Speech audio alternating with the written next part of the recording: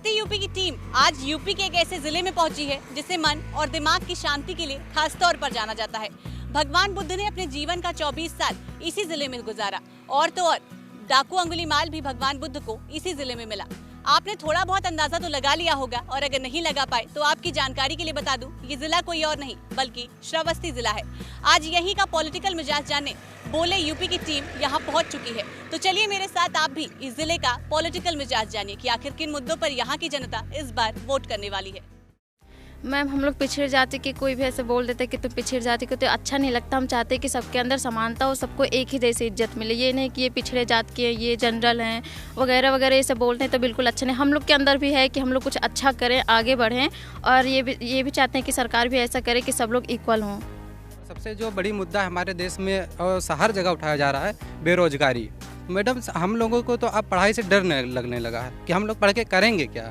कोई नेता विधायक बन जाता है, हमारे यहाँ देखने कोई नहीं आता है कि तुम जी रहे हो, मर रहे हो, तुम्हारे यहाँ पानी है, तुम्हारे यहाँ खाद है, तुम्हारे यहाँ रोड है, तुम कहाँ से आ रहे हो, कहाँ जाओगे, कोई मतलब नहीं है। हम शिक्षा का बहुत ज़्यादा कमी है, क्योंकि वहाँ के जो टीचर लोग हैं वो अच्छे से बच्चे को पढ़ाते नहीं। हमारी भाई बहन खुद पढ़ रहे हैं वहाँ पे, उनको छोटा बड़ा तक नहीं आता है। हमारे साथ श्रावस्ती जिले के राजा वीरेंद्र सिंह कांत महाविद्यालय के कुछ छात्र मौजूद हैं। आइए इनसे जानते हैं कि इस बार वोट देने का इनका मुद्दा आखिर क्या होगा। सबसे पहले मैं लड़कियों से बातचीत करूंगी। हमारे देश में ऐसे नेता हैं जो हम लोग को आगे बढ़ाएं, कोई प्रोग्रेस करें। कई बहुत सालों से हम लोग यही कोशिश कर रहे हैं कि हम लोग का कुछ आगे बढ़े। हम लोग कोशिश करते हैं कि बाहर ही सही जाके पढ़ ले, लेकिन हम लोग को मेरे जो पिछड़ा एरिया है थोड़ा आगे जाए। हम लोग यहाँ पे आते हैं पढ़ने, सेफ भी नहीं। रात में यहाँ पे हम लोग की कोचिंग होती थी 5 बजे, कोचिंग के लिए निकलते हैं तो इतना सेफ नहीं होते हैं। अकेले जाओ, कुछ बॉयज़ होते हैं जो बदतमीज़ी भी करते हैं, तो उसको सब हैंडल करना पड़ता है खुद से। तो चाहते हैं कि हम लोग के जो नेता हों वो हम लोग को लड़कियों के लिए सबसे पहले सेफ्टी करें, वो हम लोग के लिए बहुत ज़रूरी है। मैम, हमारे यहाँ पे कि पढ़ाई तो हो रही है बच्चियों की, लड़कियों की, और डिग्री भी ले रही हैं, सब कुछ ले रही हैं, शिक्षित हो रही हैं, लेकिन यहाँ पे कार कि इंडस्ट्री कम होने की वजह से या इंडस्ट्री ना होने की वजह से लड़कियाँ जॉब नहीं कर पा रही हैं और घर पे ही ऐसे कि पढ़ लिख कर भी ऐसे पड़ी रह जा रही हैं। देश में जो हमारे श्रावस्ती डिस्ट्रिक्ट में जो लड़कियों का शिक्षा का स्तर बहुत निम्न है, इसीलिए उसको ऊपर उठाने के लिए जो सरकार हो उसको लड़कियों की सुरक्षा, नारी सशक्तिकरण के प्रति जागरूक हो और शिक्षा का स्तर भी ऊंचा करे और लड़कियों को घर से बाहर नहीं जाने देते हैं लोग, और इस अंधविश्वास रूढ़िवादिता को दूर करें। पढ़ने लिखने से क्या फ़ायदा सर, जब कि रोज़गार ही नहीं मिल रहा है। अगर अपने यूपी में ही कोई इंडस्ट्री हो जाता तो उसमें बहुत सारी लड़कियां या औरतें एडजस्ट हो जाती, जॉब मिल जाती, उसमें अपना खर्चा वर्चा सब कुछ निकाल लेती। हमारे यहाँ जो श्रावस्ती डिस्ट्रिक्ट में है जो इतना निर्धनता व्याप्त है, उसकी आर्थिक कारण हम लोग शिक्षा नहीं ग्रहण कर पा रहे हैं। उसके लिए एक कदम उठाना चाहिए सरकार को। जो भी सरकार आए उसको ये ज़रूर ध्यान रखना चाहिए कि देश में आर्थिक स्थिति जो पीछे हुई है उसको बढ़ाना चाहिए और देश में श्रावस्ती डिस्ट्रिक्ट को ऊपर उठाने की कोशिश करनी चाहिए। लड़कियों को आगे बढ़ाया ही नहीं जाता, तो कहते बॉयज़ को बाहर भेज दो पढ़ने के लिए, और गर्ल्स के लिए यहाँ पे कॉलेज है ही नहीं कि किसी चीज़ की वो तैयारी कर सके। अब हम बीएससी करना चाहते थे लेकिन हम बाहर नहीं जा सके, इसीलिए मुझे बीए करना पड़ रहा है। तो ये हम सोच रहे कि यहाँ पे भी कॉलेज हो, एनडीए की भी तैयारी करवाई जाए, एनसीसी हो यहाँ पे कॉलेज में। यहाँ पे भी एनसीसी नहीं है, और वो शिवाली के कॉलेज है यहाँ पे, वहाँ पे भी एनसीसी नहीं है। एनसीसी होना चाहिए, और यहाँ पे मेडिकल कॉलेज भी होना चाहिए लड़कियों के लिए।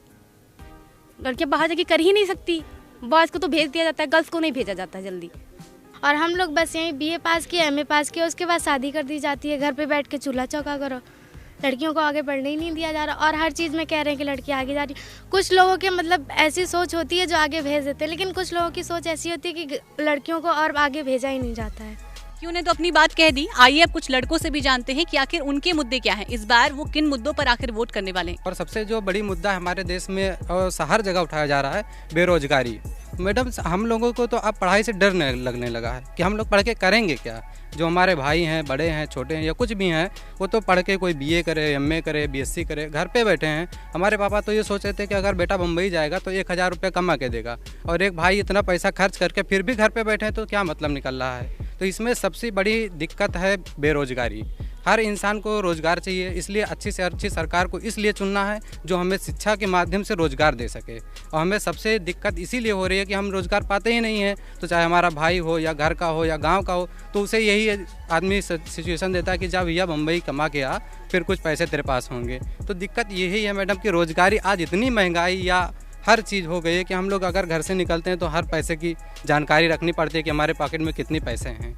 तो सबसे दिक्कत ये है कि जो हमारी जब कोई रोज़गार ही नहीं है तो हम आगे चल के करेंगे क्या। हम बहुत पढ़ लेंगे तो बीए तक, तो हमारे पापा कुछ नहीं कर रहे हैं, भाई कुछ नहीं कर रहा है, तो खेती से कितना पैसा कमा सकते हैं हम। फिर यहीं पे आके ख़त्म हो जाएगा, अपने घर चले जाएंगे, फिर खेती बाड़ी हम भी करेंगे। हम लोग की समस्या ये है कि शिक्षा और रोज़गार पे उसको ध्यान देना चाहिए, गवर्नमेंट को ध्यान देना चाहिए। अच्छा, अगर मैं आपसे जानना चाहूँ कि मौजूदा सरकार को आप युवाओं के विकास में कितने नंबर देंगे? 10 में से तो कितने नंबर देंगे? हम 0 भी नहीं देंगे गवर्नमेंट को। विकास के बारे में, शिक्षा के बारे में हम 0 भी नहीं देंगे। में हमारे यहाँ करप्शन का जो है, करप्शन हमारे यहाँ इतना ज़्यादा बढ़ गया है।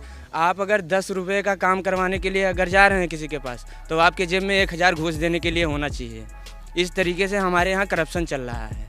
अभी हाल ही में गए थे काम के लिए, वहाँ की स्थिति ये थी जहाँ पे हमारा 6000 रुपये लग रहा था, वहाँ पे हम 17,000 रुपये अपने आप हम खुद दे के आए अपने हाथ से गिन के। ये हमारे यहाँ की कानून व्यवस्था है। कहने का मतलब ये है कि जो इस बार ज़मीनी स्तर पर काम करेगा, श्रावस्ती के विकास की बात करेगा, वोट उसी की तरफ जाएगा। जी मैम, और हमारे यहाँ कोई भी हो, कोई नेता विधायक बन जाता है, हमारे यहाँ देखने कोई नहीं आता है कि तुम जी रहे हो, मर रहे हो, तुम्हारे यहाँ पानी है, तुम्हारे यहाँ खाद है, तुम्हारे यहाँ रोड है, तुम कहाँ से आ रहे हो, कहाँ जाओगे, कोई मतलब नहीं है। हमारे यहाँ के जो वर्तमान में विधायक हैं, वर्तमान में हमारे सांसद जी हैं, जब से वोट उनको मिला है उसके बाद में आज तक क्षेत्र में गए ही नहीं मैम। इस तरीके का हालात है हमारे यहाँ। जब से चुनाव होता है तभी यहाँ दिखते हैं, दोबारा नहीं आज दिखते। 5 साल के बाद जब चुनाव होता है, तो चुका है कि कुछ बच्चे अपने सांसद और विधायक का नाम ही नहीं जानते हैं। ऐसा सिचुएशन हो चुका है, यहाँ तक कि प्रधान जी भी एक बार जीत के अगर घर चले जाते हैं तो मौजे का खबर नहीं लेते हैं। तो जब प्रधान जी नहीं ले तो विधायक जी क्या लेंगे, अब विधायक जी नहीं ले तो सांसद जी नहीं लेंगे। तो हम लोगों की हालत एकदम बदतर होती जा रही है। ज़्यादा सरकार से मेरी हाथ जोड़कर यही विनती है, हमारे यहाँ का जो करप्शन है, करप्शन जल्द से जल्द ख़त्म करवा दें तो बहुत महान कृपा होगी उनके लिए। हमारा जो भिनगा शहर है विकसित बहुत कम है, यहाँ शिक्षित लोग बहुत ही कम है और यहाँ रोज़गारी मिलती नहीं है। मजदूरी कर हम यहाँ पढ़ाई करते हैं अपना। मैं डिफेंस में जाना चाह रहा था, लेकिन काफ़ी फॉर्म अप्लाई करने के बाद भी उसका कोई निष्कर्ष नहीं निकला। कुछ तो फॉर्म फ्लॉप हो गए और कुछ फॉर्म अभी भी चल रहे हैं, उनका एडमिट कार्ड भी आता है लेकिन उसका कोई रिस्पांस नहीं मिल पाता। जैसे कि SSB वाला अभी निकला था बीच में। लेकिन हमारे जो ज़िले का पिछड़े होने का कारण ये है कि यहाँ करप्शन बहुत ज़्यादा है।